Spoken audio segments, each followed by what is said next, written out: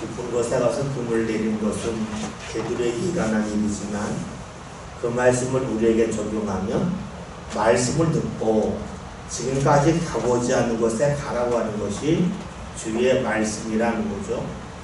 다시 말하면 신앙의 사람은 내가 보통 때 가지 않았던 곳이지만 주의 말씀이 임하면 간다는 거예요. 또 다시 말하면 지금까지 해보지 않은 일이지만 주의 말씀이 임하면 하는 것이 바로 신앙이라는 거예요. 우리가 베드로가 하는 말씀을 보면서 베드로가 물고기를 많이 잡았대, 깊은 곳에 갔대, 이것이 중요한 것이 아니라 주님이 어떻게 역사하셨는지를 보는 게 중요한데, 주의 말씀을 듣고 해보지 않았지만, 가보지 않았지만 해보고 가보는 것이 신앙이라는 것을 알 수 있어요. 우리가 말씀을 듣고 이럴 때가 있잖아요. 저 한 번도 해본 적 없는데요. 우리는 질문해야 돼요. 베드로가 깊은 곳에 가서 그물을 내린 적이 있었을까? 없었다는 거예요. 우리가 신앙으로 산다고 할 때의 그 신앙의 그 기초가 성경인데, 성경에서 우리에게 주시는 말씀은 내가 하지 않았던 일이라 할지라도 주의 말씀 가운데 행하는 것이 신앙이고, 그럴 때 주를 만난다는 거예요. 여러분 그렇잖아요. 신앙생활이 내가 해봤던 것을 반복적으로 하는 데서 멈춘다면 그것은 하나님께서 우리를 인도하신다고 볼 수가 없어요. 나를 뒤돌아볼 뿐이에요. 주님이 나를 인도하신다고 하는 것은 깊은 곳, 가보지 않은 곳이지만 가는 거예요. 해보지 않았던 거지만 하는 거, 이것이 신앙임을 알 수 있어요. 또 우리가 보았던 것은 그렇게 깊은 곳에 그물을 내려 고기를 잡았는데 그물이 찢어졌다는 거예요. 그물이 찢어졌다고 하는 것은 고기를 많이 잡았다 하는 뜻도 될 거예요. 그런데 이것을 우리에게 적용하면 이렇게 볼 수가 있어요. 깊은 곳에 가서 해보지 않았던 것이지만 말씀에 의지해 보았더니 지금까지 내가 갖고 있던 생각이 찢어졌다고 볼 수가 있어요. 내가 살면은 그물이 찢어진 것이 베드로잖아요. 내가 지금까지 생각하며 살았던 것이 있었는데 주의 말씀에 순종하여 가보았더니 내 생각이 찢어져요.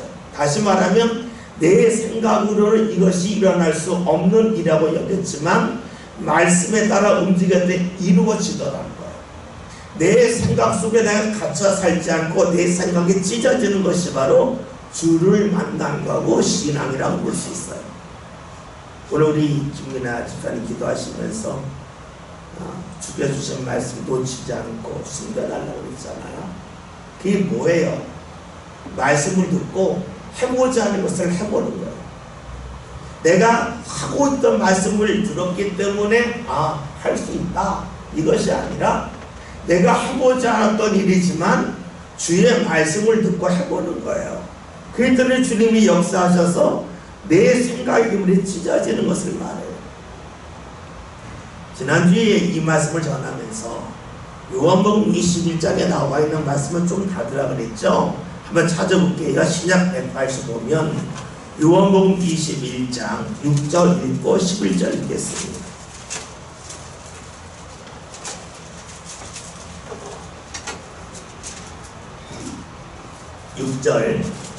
신약성경 185면 요한복음 21장 6절 다 같이 읽습니다. 이르시되 그물을 배 오른편에 던지라, 그리하면 잡으리라 하시니 이에 던졌더니 물고기가 많아 그물을 들 수 없더라. 아멘. 이것은 예수님께서 부활하신 후에 베드로가 5명의 제자들과 함께 디베라 바다를 나죠. 요한복음에서는 갈릴리 호수라고 나오지 않고 디베라 바다라 나온다고 그랬어요. 누가복음에서는 게네사렛 호수가로 나오고 마태복음이나 마가복음에서는 갈릴리 호수나 다 같은 지명인데 사람들에 따라 부르는 이름이 달랐기 때문에 성경에 다르게 나온다 그랬어요. 마치 시내산이 있고 호렙산이 있는 것처럼 그렇다는 거예요. 물고기를 주님께서 잡으라 하는데 오른편에 던지라. 누가복음은 어느 곳에 던지라 하셨습니까? 깊은 곳. 제가 왜 이런 말씀을 드리냐면 여러분이 이제 수요일에 오랫동안 말씀을 공부하잖아요. 그렇기 때문에 여러분들이 어디 가서 누구에게 주의 말씀을 나눌 때에 뭐 깊은 곳이면 어떻고 오른편이면 어떠냐 그럴 수도 있어요. 그런데 사람에 따라서는 자그마한 실수 때문에 다른 것을 듣지 않고 귀를 막을 때가 있어요. 그래서 우리가 뭐 정확하게 모른다 할지라도 알 수 있는 범위에서는 알고 있는 게 좋겠죠. 요한복음은 깊은 곳이 아닌 오른편을 던지라 그래요. 그 다음에 요한복음 20장 11절이라는 말씀 볼까요? 11절 다 같이 읽습니다. 시몬 베드로가 올라가서 육지에 끌어올리니 가득히 찬 큰 물고기가 193마리가 이같이 많으나 그물이 찢어지지 아니하였더라. 아멘.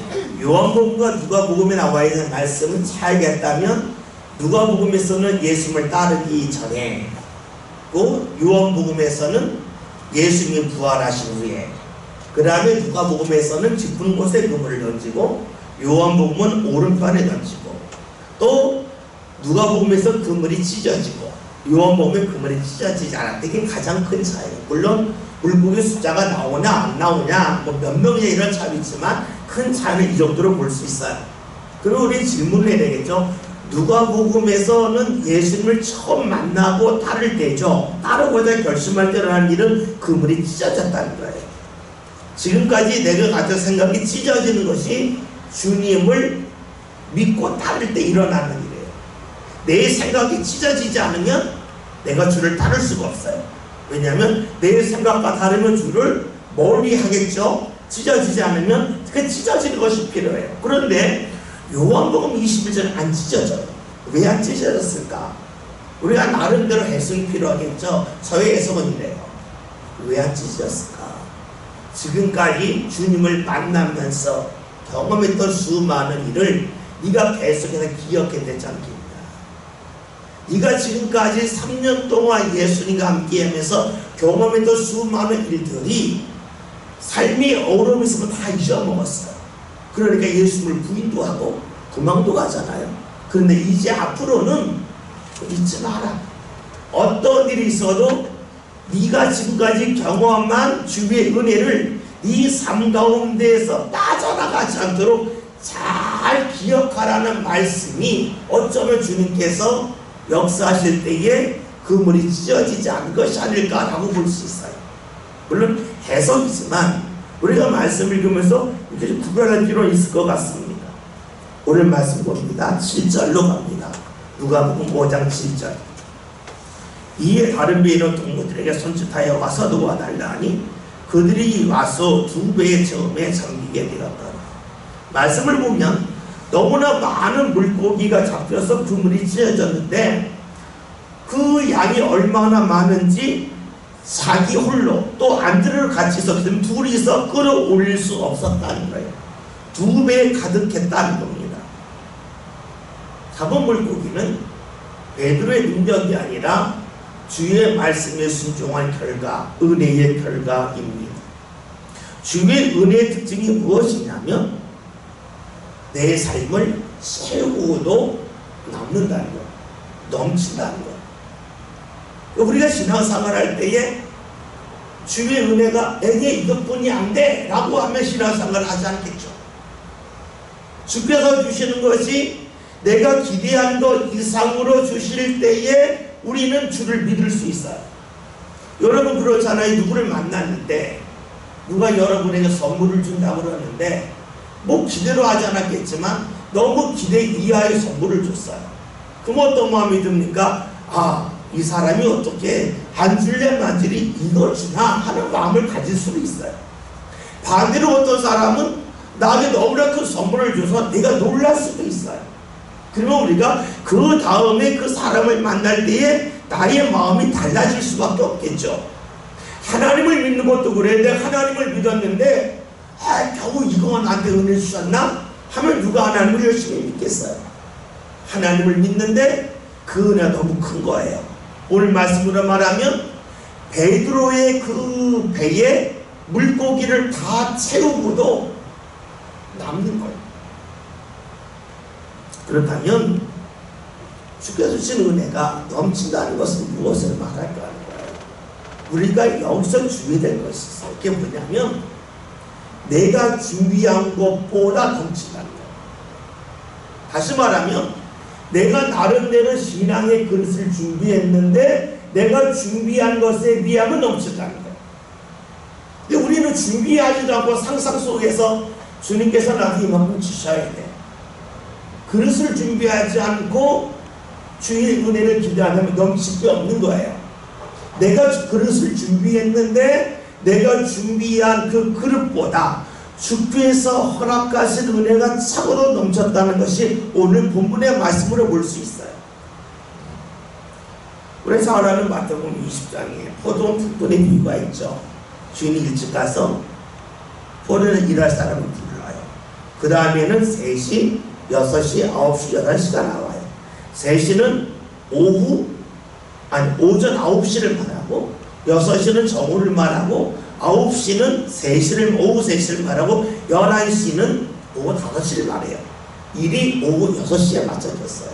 그런데 주인이 온 사람한테 다 한 달란트씩을 줬어요. 그렇다면 5시에 온 사람은 자신이 생각한 것보다 큰 은혜를 받은 거예요. 3시에 온 사람도 마찬가지. 그리고 정오에 온 사람도 오전 9시에 온 사람도 마찬가지. 그건 여기서 물을 게 있어요. 일찍 온 사람은 어떻게 된 거냐. 일찍 온 사람은 기대한 것만큼 받은 건 아니라고 말할 수 있어요. 그런데 물을 필요가 있어요. 그 포도원 주인이 계속해서 사람을 부른 것라고 하는 것은 두 가지로 볼 수. 하나는 계산을 잘못해서 사람을 계속 불렀다라고 볼 수 있어요. 우리가 일할 때 물건을 사는데 처음에 계산을 잘못하면 슈퍼에 왔다 갔다 해야 되잖아요. 그렇게 계산을 잘못했다고 볼 수도 있어요. 또 하나는 주인이 홀로 할 수 있지만 사람들에게 일거리를 주려고 나가서 불렀다고 볼 수도 있어요. 그러면 우리는 말씀을 보면서 주인이 계산을 잘못해서 왔다 갔다 했을까? 아니면 주인이 사람을 불러서 그들에게 품고를 나갔을까를 물어봐야 돼요. 만약에 계산을 잘못했다고 그런다면 오후 5시, 성경에서 11시로 나오는데 그 시간에 나갈 이유가 없어요. 그 시간에 자기가 일하는 게 나아요. 근데 나갔다고 하는 것은 무엇을 말하냐면 계산을 잘못했다는 게 아니라 그는 사람을 쓰려고 있는 거예요. 그러면 일찍 온 사람도 어떤 사람이에요? 굳이 필요한 일꾼이 아니지만 쓰려고 부른 거예요. 근데 문제는 일찍 온 사람은 그것을 모르더라는 거예요. 우리가 신앙생활을 할 때 주께서 은혜를 주실 때에 어떤 사람은 내가 한 것에 비해서 주께서 내게 주신 은혜가 너무나 큰 일이라고 고백하는 사람이 있는가 하면 어떤 사람은 내가 한 만큼 받았어 라고 생각할 수도 있어요. 그런데 기억해야 될 것은 주께서 그 사람이 아니어도 주인을 진행할 수 있다는 거예요. 그래서 우리가 신앙생활 할 때 필요한 것은 주님의 마음을 아는 것이고 주님께서 우리에게 주시는 애는 내가 준비한 그릇에 의하면 넘치게 주신다는 것이에요. 오늘 말씀이 그런 말씀으로 볼 수 있어요. 우리가 잘 아는 것처럼 로마서 5장에 이런 말씀 있죠. 5장 20절 말씀 함께 볼게요.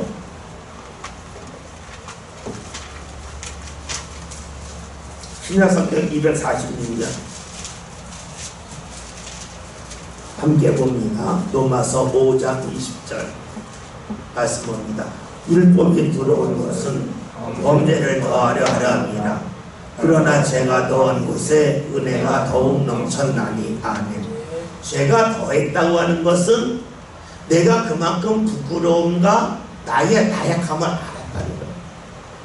나의 부족함과 나약함을 알만 할수록 깨달아진 것이 무엇이냐면 주께서 내게 주신 은혜가 너무나 크다고 하는 것을 안다는 거예요. 마치 베드로가 주의 말씀대로 그물을 깊은 곳에 내렸을 때에 그의 배는 채우러 남았던 것처럼 내가 나 자신을 알만 할수록 나의 나약함을 알만 할수록 우리의 삶 가운데 주의 은혜는 차고도 넘친다는 것을 분명히 알 수 있다는 거죠. 반대로 나를 모르면 은혜가 크다고는 생각할 수가 없을 거예요. 다시 7절을 봅니다. 말씀을 보면 베드로가 물고기를 많이 잡았어요. 그래서 자기 배에 다 채울 수 없게 되었습니다. 여러분, 이때에 베드로 즉 시몬이 할 수 있는 두 가지가, 하나는 자기 배에 실을 수만 버리는 거예요. 내 배에 실을 만큼만 남겨 다 버릴 수 있고, 또 하나는 오늘 본문에 나와 있는 말씀처럼 다른 배와 나누는 거예요. 봅시다. 만약에 시몬이 많은 물고기를 잡고 자신의 배에다 실을 수 없을 때에 버렸어요. 버리면서 내 배 이만큼은 좋게 했어요. 그렇다면 여러분, 주께서 그에게 풍성하게 주신 은혜를 그가 제대로 이해하는 것일까, 이해하지 못하는 것일까를 물을 수 있어요. 주께서 왜 그에게 과하게 은혜를 주셨을까, 왜 풍성하게 은혜를 주셨을까 하는 거예요. 그 중에 버리고 가져가라고, 버리는 시간을 주께서 즐기시라고 그런 건 아니겠죠. 그에게 풍요로운 은혜를 주신 것은 내가 너에게 준 은혜는 너에게 차고도 넘친다. 그 은혜를 너 혼자 다 쓸 수 없다. 그래 그것을 나누면 좋겠다는 마음을 갖고 그렇게 주신 거예요. 우리는 여기서 볼 수 있는 것이 있어요. 주님께서 왜 우리에게 풍요로운 은혜를 주실까 하는 거예요. 그것은 나 혼자 다 쓰지 말고 나누라는 거예요. 나눈다고 하는 것은 내 것을 주는 거예요. 부족한 사람에게 주는 거예요. 이것을 1대1의 관계를 보고 그걸 배려라고 하는 거예요. 내가 사고도 넘치면 어떻게 남에게 줄 수 있잖아요. 근데 준다고 하는 것이 꼭 물질만 주는 게 아니잖아요. 따뜻한 말 한마디 건네는 것, 따뜻한 눈빛 한번 보내는 거잖아요. 그거를 우리 배려라고 말해요. 주께서 우리에게 왜 은혜를 주셨을까? 오늘 말씀을 통해 할 수 있는 것은 1대1의 관계에서 배려하는 거예요. 그러면 1대1 안에 나는 하나고 많은 사람이 있을 때는 무엇이 될까? 그것이 헌신이 돼요. 1대1의 관계에는 배려가 되고, 내가 공동체에 있을 때에는 그것이 헌신이 돼요. 그러니까 주께서 우리에게 왜 은혜를 주셨을까? 그것은 나누라고, 달리 말하면 남을 배려하며 살라고, 그리고 공동체에서 헌신하라는 것이죠. 그러면 우리 말씀을 이렇게 볼 수가 있어요. 베드로가 말씀을 듣고 주의 은혜 받았어요. 은혜 받은 후에 그의 삶이 어떻게 됐냐면 남을 배려하며 헌신하는 삶을 살았다고 볼 수 있어요. 주께서 왜 우리에게 은혜를 주실까요? 베드로에게 물고기 잡고 네 이야기에 넘치게 다 버려라고 하는 게 아니에요. 나누라는 거예요. 은혜 주신 이유는 배려하라고, 헌신하라고 주시는 거라고 볼 수가 있습니다. 여러분, 우리가 신앙생활을 하면서 배려하고 헌신하는 것이 상당히 어렵습니다. 나만 생각하기가 쉽습니다. 여러분, 내게 주신 은혜를 나누는 거예요. 이게 신앙이에요. 내게 만약에 받은 은혜가 없으면 나눌 게 없겠죠. 지난 주일날 제가 광고 시간이라는 말씀드렸어요. 성교 회장님들이 모르는 집을 했으면 좋겠다. 왜냐? 성교 회장이 있다고 하는 것은 우리 성교회가 이렇게 가면 좋겠다고 하는 것을 가장 앞장서서 하는 거잖아요. 그 교회에서, 선교회에서 가장 먼저 추구할 것이 뭐예요? 신앙의 성장이잖아요. 그러면 신앙의 성장에서 우리가 제일 먼저 앞서는 게 뭐예요? 예배 참석이잖아요. 그러니까 내가 먼저 가서 기다리는 신앙이 필요해요. 그런데 이게 잘 안 된단 말이에요. 힘들단 말이에요. 그러면 목사들이 광고를 하잖아요. 그러면 대부분이 가만히 있어요. 제 삶에 이런 마음이 있어요. 제가 그 광고했잖아요. 그러면 성교회 장에 한 분이라도 오늘 수요일인데 목사님 지난주 광고하셨는데 이번 수요일에는 우리 성교 회장님 다 참석합시다. 올려줄 수 있잖아요. 목사가 계속 하게 되면 목사는 잔소리를 보게 돼요. 근데 제가 할 수도 있어요. 근데 여러분 아시잖아요. 교인이 목사와 어긋나면 교비 못 다녀요. 성도들하고 어긋나는 것은 목사가 풀어줄 수 있어요. 근데 목사와 교인이 어긋났을 때는 풀어줄 사람이 없어요. 그러니까 목사는 가급적 안 나서는 게 좋아요. 그러니까 제가 지난주 광고했잖아요. 모든 선교회장님들 가급적 모든 집에 참석했으면 좋겠다. 여러분들이 많이 기도해요. 목사님 묵게 하는데 왜 힘이 되게 해달라고, 그것이 이루어지게 해달라고 말씀을 하시는데 제가 그런 방법을 잘 모르시는 것 같아요. 마치 이런 거 같잖아요. 나 공부 잘하고 싶어. 마음은 있는데 방법을 모를 수 있잖아요. 내가 돈을 벌고 싶어. 그런데 방법을 모를 수 있잖아요. 그런데 제가 보면 좀 그런 게 있는 것 같아요. 여러분이 신앙생활 하면서 그런 광고가 있을 때에 내가 이번에 한번 올려봐야지. 다 참석합시다. 그리고 어떻게 해요? 새벽기도는 사실 어렵잖아요. 정마정 지사님 계시지만 사실 어렵잖아요. 그렇죠? 그러나 우리가 마음을 먹으면 일주일에 한 번 할 수 있다. 매일은 못해요. 그러면 성교제 누가 한 분이 다 참석을 못해도 일주일에 한 번 우리 합시다. 우리 성교회장님들 주일날 일찍 자고 월요일 하면 다 나와봅시다. 여러분 그런 광고 올려주면 얼마나 좋아요. 그거를 목사가 일일이 말하게 되면 어떻게 되냐면 목사의 이야기가 잔소리로 들려요. 잔소리로 들리면 설교 말씀이 안 들어요. 제가 가급적 말을 많이 안 하는 이유 중에 하나가 무엇이냐면 이야기를 하다 보면 잔소리를 듣게 되고 잔소리를 들으면 그것이 말씀을 들을 대로 잔소리로 들려요. 그러니까 여러분들이 우리 선교회가 어떻게 됐으면 좋을까?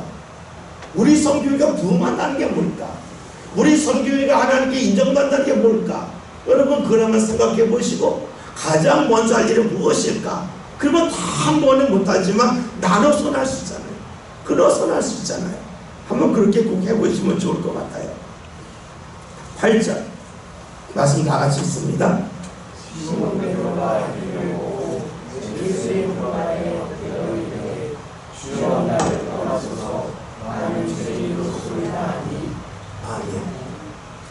시몬 베드로가 물고기를 많이 잡았어요. 배에 실었어요. 너무너무 좋은 거죠. 너무너무 좋아서 물고기를 배에 실었는데 집중을 했어요. 오늘 물고기 많이 잡았다. 오늘 돈 많이 벌었다. 오늘 이거 가지고 우리 식구들 맛있는 거 해먹을 수 있고 애들이 원하는 거 사줄 수 있겠다라고 생각을 했을 거예요. 그런데 조금 지난 다음에 그에게 질문하죠. 그런데 내가 과연 이런 물고기를 잡을 만한 그런 모습으로 주님 앞에 있었을까? 주의 말씀 가운데 내가 이토록 큰 은혜를 받았는데 많은 물고기를 잡았는데 내가 정말로 그럴 만한 자격이 있는 사람일까를 물었을 거예요. 묻는 순간에 그를 깨닫게 되죠. 나는 자격이 없다. 그러면서 그가 뭐라고 합니까? 무릎 아래 엎드려 주여 나를 떠났어 난 주인입니다. 다시 봅시다. 예수님께서 베드로에게 하신 말씀이 깊은 곳에 가서 그물을 내리라고 했어요. 그 말씀을 듣고 베드로가 정말로 주의 말씀을 믿었으면 어떻게 할까? 그냥 가요. 그냥 가는 거예요. 근데 말씀을 들었는데 말씀이 마음에 별로 내키지 않아요. 그러니까 뭐라고 말씀합니까? 내가 말씀에 의지하여 그물을 내리겠습니다. 말씀을 정말로 믿었다면 그 말 할 필요가 없잖아요. 그냥 가면 되는 거예요. 근데 베드로가 제가 밤새 그물을 내렸는데 고기 한 마리 못 잡아요. 그러나 말씀에 의지하여 가겠습니다는 것은 무엇을 말하면 별로 가고 싶지 않은데 제가 억지로 가는 거예요 라고 하는 그의 속마음의 표현인 거예요. 여러분 그렇잖아요. 여러분들에게 어디 가자 할 때에 정말로 좀 가자 할 거예요. 가자 하는데 가고 싶다면 갈게 이런 말을 한다면 나는 별로 가고 싶지 않은데 당신 때문에 간다는 거예요. 다시 말하면 베드로가 내가 주의 말씀에 의지한 그물을 내리겠다고 하는 것은 주의 말씀이 별로 마음에 안 내긴다는 거예요. 그러니까 그렇게 했어요. 다시 말하면 말씀대로 움직였지만 그의 속에서는 각가지 불평, 원망, 체대나 여러 가지 내적인 갈등이 있었음을 볼 수가 있어요. 그랬던 베드로가 많은 물고기 잡고 났더니 찔리는 거예요.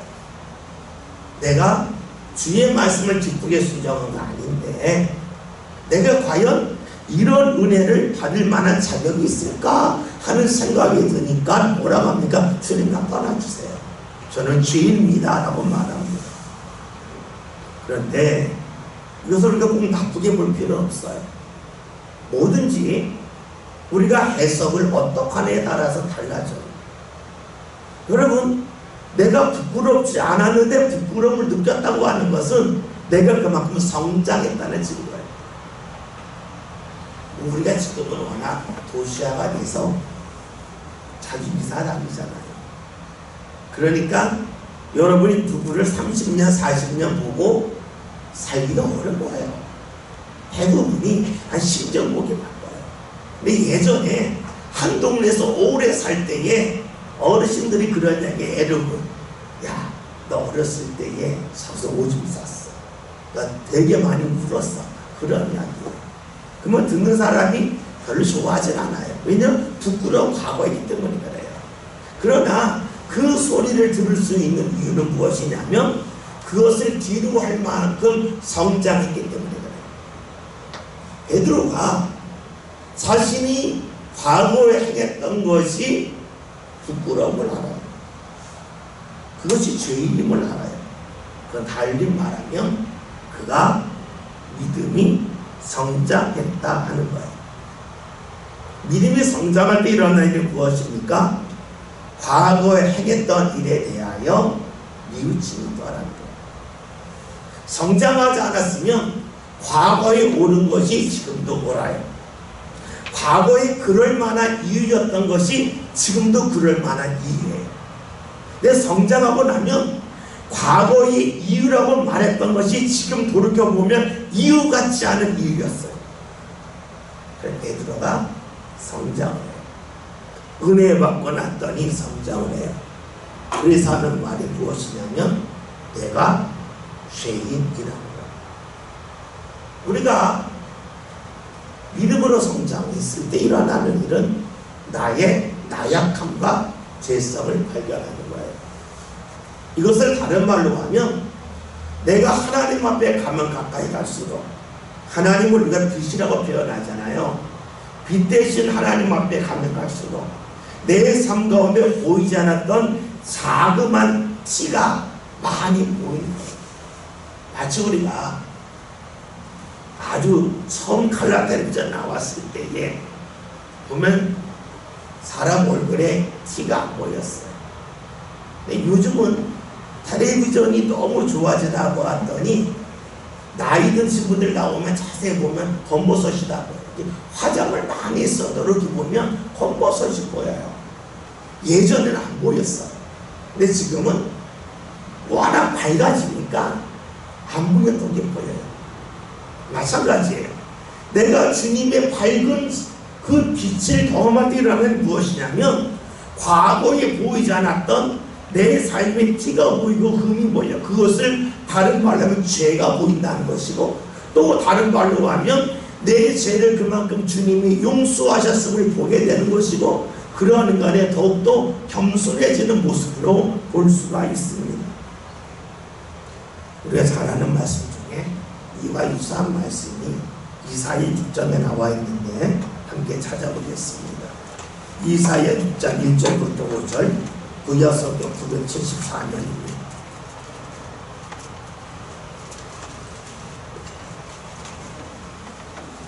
이사야 6장 1절에서 5절, 974년, 제가 1절 읽고 한 절씩 읽고 5절 함께 봅니다. 우시야 왕이 죽던 해에 내가 본즉 주께서 높이 들린 보좌에 앉으셨는데 그의 옷자락은 성전에 가득하였고 수납을 보시고 오는데 각기 6갈대가 있어 그 둘로는 자기의 얼굴을 가리었고 그 둘로는 자기의 발을 가리었고 그 둘로는 말며 서로 불러 이르되 거룩하다 거룩하다 거룩하다 만군의 여호와여 그의 영광이 온 땅에 충만하더라 하더라. 자의 주로 말미암아 이스라엘의 터가 요동하며 성전의 영광과 다 같이 그때에 내가 말하되 바로다 나여 망하게 되었도다. 나는 입술이 부정한 사람이요 나는 입술이 부정한 백성 중에 거주하면서 만군의 여호와이신 왕을 비웃으리라 하였더라. 아멘. 이런 말씀이에요. 이사야가 당시의 신앙의 사람이었는데 성전에 간 거예요. 성전에서 뭐 나름대로 찬양도 했겠죠. 근데 갑자기 천사를 와서 찬양하는 거예요. 찬양하는 모습을 보는 순간에 내가 죄인임을 발견하게 된다. 다시 봅시다.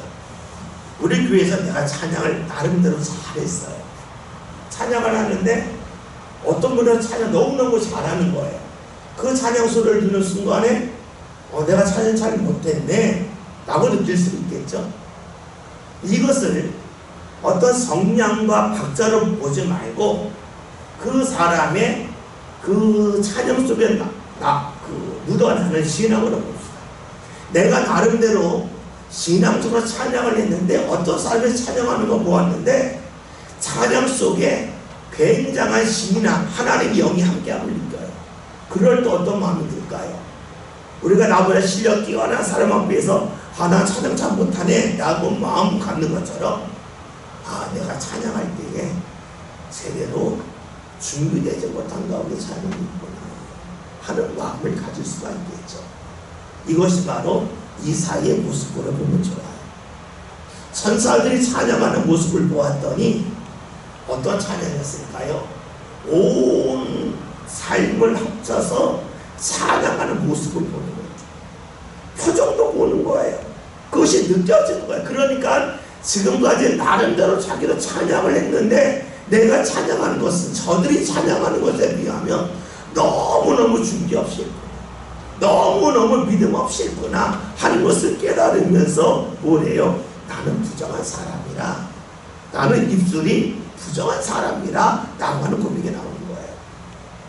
다시 말하면 더 뛰어난 신앙의 모습을 볼 때에 더 큰 은혜 역사를 볼 때에 우리에게 깨달아지는 것이 무엇이냐면 나의 부족함이고 내가 죄인이라는 소리예요. 이것이 바로 오늘 본문에 나와 있는 베드로의 고백으로 볼 수 있어요. 우리가 이렇게 주를 만났을 때 일어나는 게 무엇이냐면 나는 죄인입니다. 그러면서 나 자신이 작아져요. 오늘 말씀 9절에 있는 말씀 10절에 있는 말씀 함께 볼까요? 함께 봅니다. 자신이 자기와 함께 있는 모든 사람이 복이 잡힌 것으로 말미암아 세배의 아들로서 시몬의 부업자인 야고보와 요한도 놀랐습니다. 아멘. 여기까지만 볼게요. 놀랐다는 말이 나와요. 놀랐다는 거예요. 주께서 행하시는 일을 내가 보고 놀랐다는 거예요. 놀랐다고는 나의 기대보다 더 큰 일이 일어난 거예요. 여러분, 내가 기대한 것보다 큰 일이 일어날 때 우리는 놀라요. 이 놀람이라고 하는 것을 성경에서 뭐라고 표현하면 경외, 두려움이라고 해요. 내가 생각했던 것보다 너무나 큰 일이 일어날 때 우리는 놀라요. 우리가 마치 사람들 그랜드 캐니언이라고 하는 미국 공원에 가면 어마어마하게 넓은 협곡이 있고 그 몇십 킬로가 몇백 킬로가 되는 걸 보면서 와 놀란다는 거죠. 경탄한다는 거예요. 그리고 우리는 신앙이 무엇일까에 대해 여기서 답을 찾을 수 있어요. 우리가 잘 아는 말씀 한번 찾아볼게요. 잠언 1장 7절 구약 911면이에요.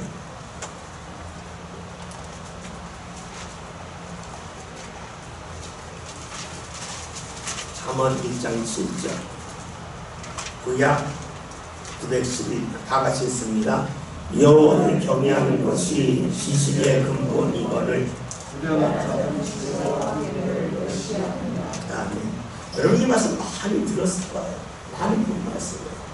여호와를 경외하는 것이 지식의 근본이다. 우리는 생활하잖아요. 내가 하나님을 경외하면 지식이 생겨? 지식이 안 생기는데 이런 질문 많이 하지 않아요? 하나님을 경외하는 것과 내가 지식이 늘어나는 것과 도대체 무슨 상관이 있을까 하는 거예요. 근데 우리가 이렇게 봐야 돼요. 하나님은 어디든지 계시잖아요. 그 하나님을 경외한다는 것은 언제냐면 내가 약하다고. 내가 약할 때에 하나님을 경외해요. 약할 때 일어나는 게 무엇입니까? 귀가 열립니다. 내가 약하지 않다고 이건 귀가 안 열립니다. 여러분 생각해 보세요. 여러분 어디 가는 길을 몰라요. 다른 사람에게 물어서 그 소리 듣죠. 내가 가는 길을 알아요. 아무리 옆에서 얘기해줘도 조용히 하라 귀를 닫아버려. 길만 그런 게 아니잖아요. 일하는 것도 그렇잖아요. 내가 일을 잘해요. 누구나 잘해요. 귀가 절대로 안 열립니다. 내 방법대로 살아요. 그런데 성경에서는 여호와를 경외하라는 거예요. 여호와를 경외하라는 것은 네가 약하다고 하는 것을 인정하는 거예요. 내가 약함을 인정해야 하나님을 경외를 해요. 내가 약하다고 생각하지 않으면, 내가 부족하다고 여기지 않으면 하나님을 경외하지 않습니다. 내 힘대로 살지.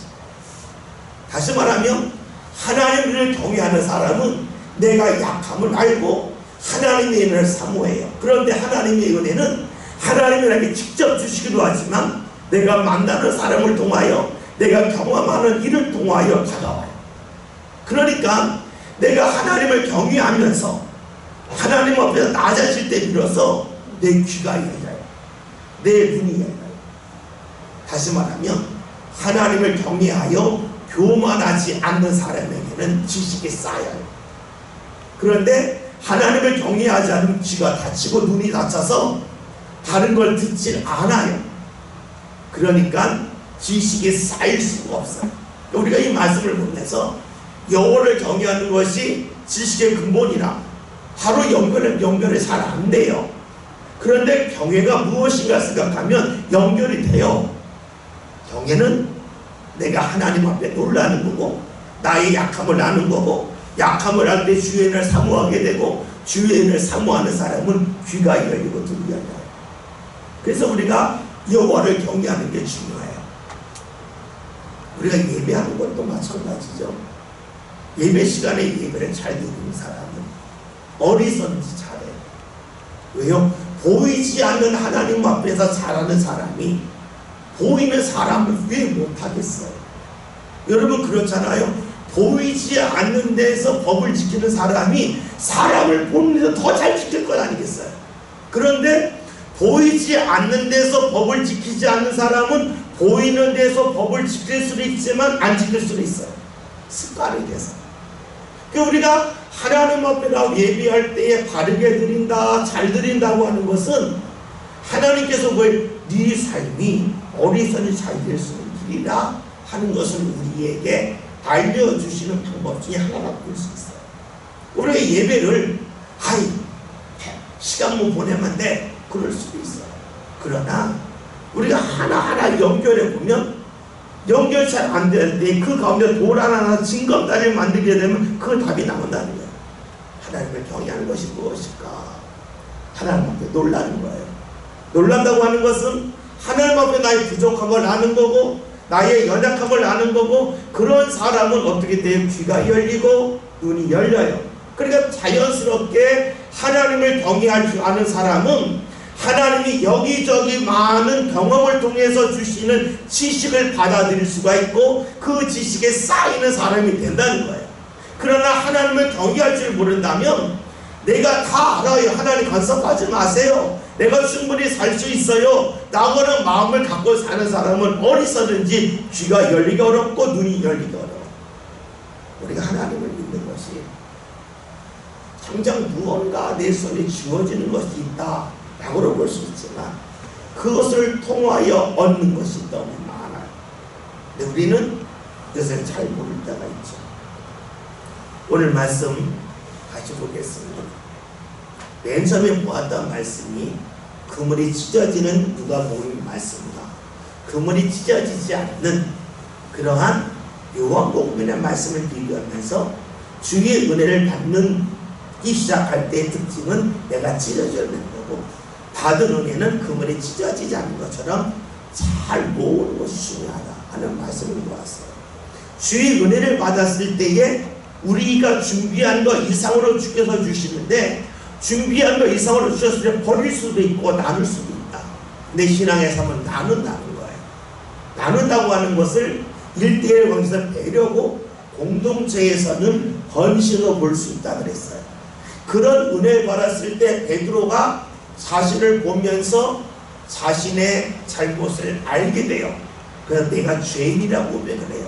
왜냐하면 주의 말씀대로 움직였지만 그의 마음속에 불평이 있었다는 거예요. 그러니까 내가 말씀에 의지해 금을 내립니다. 그냥 가면 될걸 지금 거부했다. 그러나 주의 은혜 받고 나서 자신을 발견하게 되니까 내가 죄인임을 알게 된다. 죄인임을 알게 된다는 그만큼 믿음이 성장했다고 하는 것을 말한다 그랬어요. 그리고 이런 일로 인하여 많은 물고기 잡힘을 통해 사람들이 놀랐다는 거예요. 생각 이상으로 주께서 은혜 주셨기 때문이에요. 이 놀람이라고 하는 것이 시라고 하는 경이에요. 경이, 하나님을 두려워하는 거예요. 이 두려워할 일은 무엇이냐면 내 귀가 열릴 수가 있고 내 눈이 열리는 가운데 주께서 허락하신 수많은 은혜를 받게 되는데, 그것을 참원해서는 여호와를 경외하는 것이 지식의 근본이라고 말씀한다. 여기까지 보았습니다. 저와 여러분이 주님 앞에서 말씀 때문에 움직일 줄 알고, 말씀 때문에 내 생각은 깨질 줄 알고, 받은 은혜 어느 자든지 잘 담고 사는 저와 여러분이 되었으면 좋겠고, 받은 은혜를 나눌 수 있는 성도들, 그것이 바로 배려로 헌신으로 이어지는 옳은 성도를 되길 바랍니다. 이제 같이 동성으로